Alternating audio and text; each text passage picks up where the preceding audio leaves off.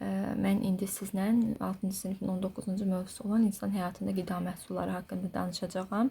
İnsan orqanizmdə bilirik ki, dayanmadan maddələr mübadiləsi gedir. Ona görə də orqanizmə böyük miqdarda enerji lazım olur. Və orqanizmimizə lazım olan enerjinin əsas mənbəyini qida təşkil edir. Hansı ki, qidalanma zamanı mütləq şəkildə qidalanmamıza düzgün fikir versək, diqqət yetirsək, dərimiz, saçlarımız, tırnaqlarımız, daxili orqanlarımız normal şəkildə öz inkişafını hər tərəfli qidalanma zamanı belə deyim də yerinə yetirəcəkdir, daha sağlam olacaqdır.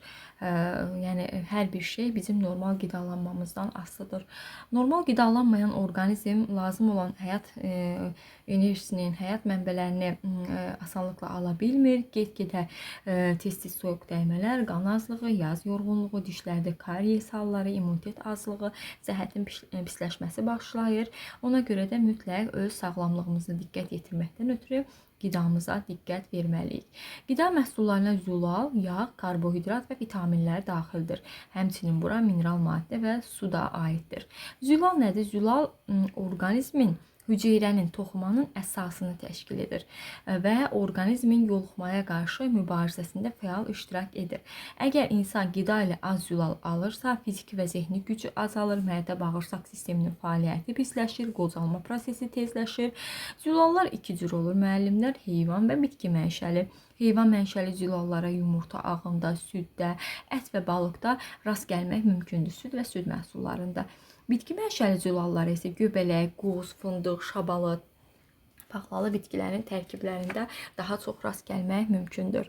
Və deməli, indi gələk yağlar. Deməli, zülalları nə ilə yadda saxlayırıq? Hüceyrə, toxuma bunların əsasını təşkil edir. Həmçinin yoluxmalara qarşı mübarizədə fəal iştirak edir. Yağ nədir? Əsas enerji mənbəyidir. Yağ, yəni mütləq şəkildə orqanizmin əsas enerji mənbəyini təşkil edir. Və onlar hüceyrələrin tərkibinə daxildir. Orqanizmin maddələr mübadiləsində fəal iştirak edir. Onlar da iki cür olur.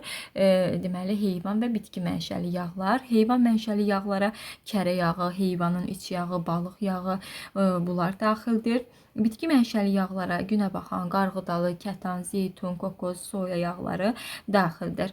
Və deməli müəllimlər, burada şəkillər var. Mütləq mövzunu öyrənən zaman şəkillərə nəzər sal, hansı ki tərkibində zülal olan ərzaqlara süd, kəsmik, ət, yumurta, pendir, daha sonra burada deməli göstərilmişdir bizə lobyadır bu. Daha sonra çörəkdə və balıqda rast gəlmək olur. Həmçinin paxlada rast gəlmək olur. Yağlar isə hansı ki bildiyimiz kimi xamadır, süd məhsullarıdır, ətdir, balıqdır, fındıqdır, badamdır, qozdur, zeytun yağıdır, kərə yağıdır. Bunlar deməli kərə yağ mənbələri təşkil edir.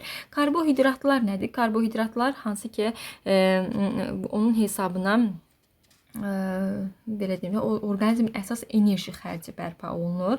Karbohidratlar əsasən bitki mənşəli ərzaqlarda olurlar. Ən zəngin qida məhsulu kimi dənli bitkilərdə formalaşır. Dənli bitkilərdən sonra ikinci yerdə isə tərəvəzlər tutur. Karbohidratlar adətən çatışmayan zamanla orqanizm zəifləyir, halsızlıq, baş gicəllənmə, tez-tez aclıq halları baş verir və artıq qəbulu piylənməyə gətirib çıxara bilir. Tərəvəz və meyvələrin tərkibində olan karbohidratlar çox xeyirli hesab olunur və bağırsaqda həzm edilmir, enerji mənbəyi deyillər. Ancaq onlar bağırsağın işini tənzimləyir, toxluq hissi yaradırlar.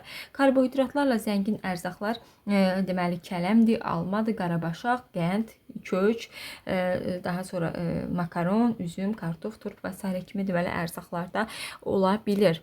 Vitaminlər insan orqanizmində yaranmır, enerji mənbəyi olmasa da sağlamlığın, həyatın qorunması üçün olduqca vacibdirlər, əhəmiyyətlidirlər və ona görə də qida ilə bol vitamin almaq olur. Bəzən deməli qida ilə almaq olmur bəzi vitaminləri, ona görə də onları hər və yaxud da ki inyeksiyalar şəklində istehsal edilirlər ki, qəbul edə bilək.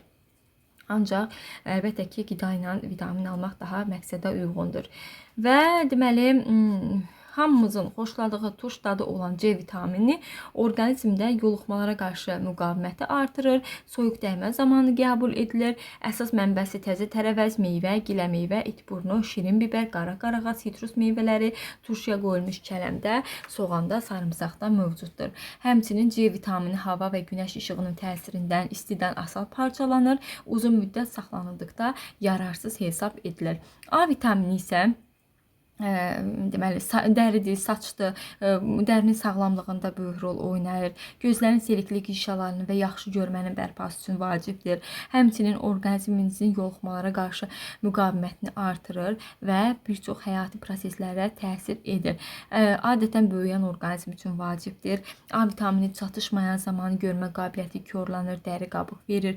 A vitamini bitki mənşəli ərzaqdır. Çay tikanıdır, yer köküdür, şirin biber, deməli başqa narıncı və qırmızı rəngli meyvələrin tərkibində olur və bişirilərkən kifayət qədər yaxşı qalır tərəvəzlərin tərkibində, amma günəş şüalarının təsiri altında parçalanır. Yağla birlikdə qəbul edilən zaman yaxşı həzm edilir. Ona görə də yerkökü salatına mütləq yağ və yaxud da ki xama əlavə etmək lazımdır. Gəldik D vitamini. D vitamini sümüyün sağlamlığı üçün vacibdir. Orqanizmə günəş şüaları ilə də daxil ola bilir. Adətən heyvan mənşəli ərzaqlarda rast gəlinir, hansı ki yağlı balıq, qaraciyər, kürü, yumurta, süddə D vitamini mövcuddur. E vitamini isə əzəllərin möhkəmlənməsi, dərinin normal vəziyyəti üçün lazımdır.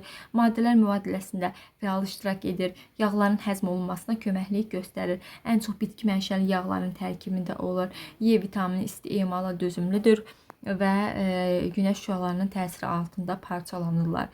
B qrup vitaminləri isə karbohidratların həzmini tənzimləyir. Qan damardı, mədə, bağırsaqda sinir sisteminin işinə təsir göstərir.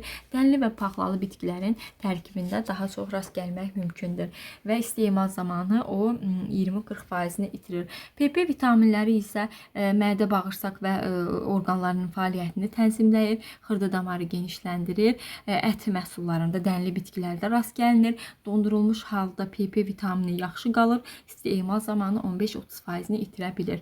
Mineral maddələr isə sinir, qan damar, mədə, bağırsaq sisteminin normal işini təmin edir, həmçinin orqanizmin müqavimətini artırır, immunitetini yüksəldirlər. Çox asan, çox sadə mövzularımızdan biridir. Diqqətlə öyrənin. Uğurlar hər kəsə. Bəyənib, abunə olub, şərh bildirməyi unutmayın. Və kimlər MEQ sertifikasiya imtahanına hazırlaşıb ixtisas üzrə yüksək nəticə əldə etmək istəyirsə, mənimlə əlaqə saxlayıb bunu şərh bölməsində bildirə bilər.